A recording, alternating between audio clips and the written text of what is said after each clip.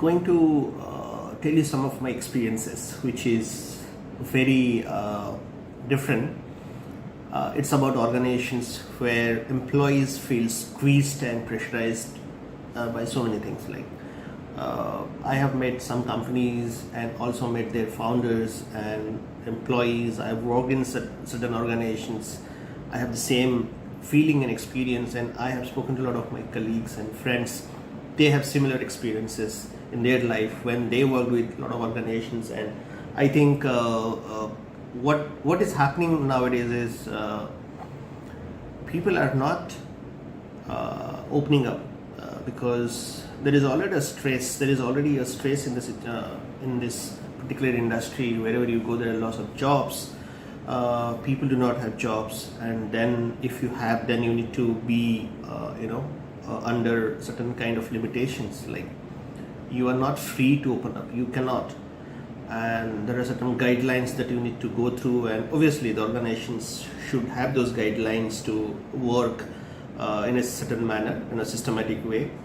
However, the employees should be really opening up in every situation, and they should speak up on variety of matters inside the organizations, whether good or bad, and no one should judge you. That's very important. If it is if whether you're a senior or a junior guy, but you are free to speak and you know that no one is judging you, that's what is called the real psychological safe environment. So what I'm trying to tell you is that when you are feeling safe in a team or in an organization, you should be ready to open up so that innovation happens, because ideas come from variety of things. Anyone can give you an idea, whether it's a shop floor level guy or maybe your peon or someone who is a receptionist sitting at the front. Anyone can give you an idea, and we should not be looking at or telling people that, hey, she's just a receptionist, drawing so and so money, and just a peon or maybe a ward boy or something, that he is not qualified or he is not experienced to give us ideas, because I am the CEO and someone 10 times below, right? Who is much below my profile cannot give me ideas, and that's the problem. You as a CEO or you as a senior leader should listen to everyone, what they're saying, and just think and visualize, what if he's right or she's right, and what if he's wrong or she's wrong, but never ever try to get some outcomes out of it, bring some outcomes, because we need a collection of ideas. You should have a data bank of ideas where you think, hey, out of 100 ideas, I think this idea may work, or let's try these 10 ideas, right? We have a problem tomorrow, and now, hey, we have a data bank of ideas. Why can't we go through that and find something that may be a solution in that particular data bank? How many people are thinking like this and creating a scenario in the organization that, hey, let's open up, right? Whether good or bad, right or wrong, just open up, speak up, and discuss. Okay, what's the problem? Can you find a solution for this? We have an organizational wide problem which is big. It's a strategic point, right? You're calling board members and discussing a lot of strategies and all, but then you do not want your employees and employees at a lower level to get involved and speak up, right? And why? Because we are seniors, we are board members, we are advisors, investors. We don't people to come and give us ideas. We have money, power, right? How can a small guy or someone else can come and give us ideas? And there is the mistake.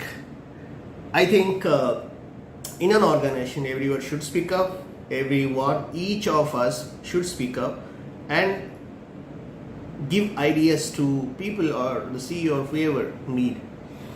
And that's where the real innovation starts. We never know if tomorrow there's a small guy who gave some idea and that gave us some miracles, and your sales got 10x or 12 100x sales than your last year performance or something like that. You never know what clicks. and when that clicks. But you need to be continuously giving an opportunity for your employees to speak up and open up at every point, every meeting. Nobody should have a fear that, hey, someone will think bad about me, I am quite junior, how can I speak up, because my boss will not like, and I will not get promotion, I will not get salary, maybe my salary would be delayed. What, like, anything can happen, and it's happening in the organization these days, and you never know, right? Whether in India or outside India, wherever, these things are happening, and this is not a healthy thing to do. And what you are calling the sustainable development, this is not that particular development which is happening. What about human beings, right? We are talking about climate, we are talking about our environment, the whole universe, but we are not looking at people or employees, your own people, right? What about humankind, human beings, right? So when you look at human beings, just look at someone as a human being, what he or she thinks or needs, right? Then you will understand the moral of the story, that why human development is critical. And it starts from whether you are feeling safe either in the society or in the organization. But generally you should be able to open up and speak up at any cost, wherever it is. Doesn't matter, right or wrong, doesn't matter, but let's express your feelings and thoughts. That is what is very important, because if we are not doing that, we are actually not expressing our we're not expressing ourselves, right? What it's just dying inside you. You are not expressing your thoughts or ideas or solutions for a particular problem. So what I think, the real sustainable development starts from the inner development, right? From inside you, from yourself. That is what is critical. And that's changed the behavior or the mindset of the organization, because when leaders think different, when their thoughts are sustainable, okay, then the future generation, whoever is going to come and join your organization, they will feel better, because they will think, hey, somebody started this company in 90s and this is the culture, right? This is what the culture talks about. Like, culture says that, hey, it's a free organization, and it's like, nobody is in a fearful stage, and culture is very open, innovative, and you are free to go to the managing director and say something. You can reach out to everyone, can talk to people, and very open environment, and you are feeling nice, you are feeling happy, and you stay longer. If that doesn't happen, then at the end of the day, what happens is that people don't feel like it's my organization, it's the right place where I am, I have taken the right decision to be here, and I should stay long, right? Then he or she works hard and works towards profits or responsibilities, do their targets, work harder, and make the organization profitable. And then the real magic starts. I think I'll just come down and to the topic of sustainable development, but from a human angle, from a human perspective.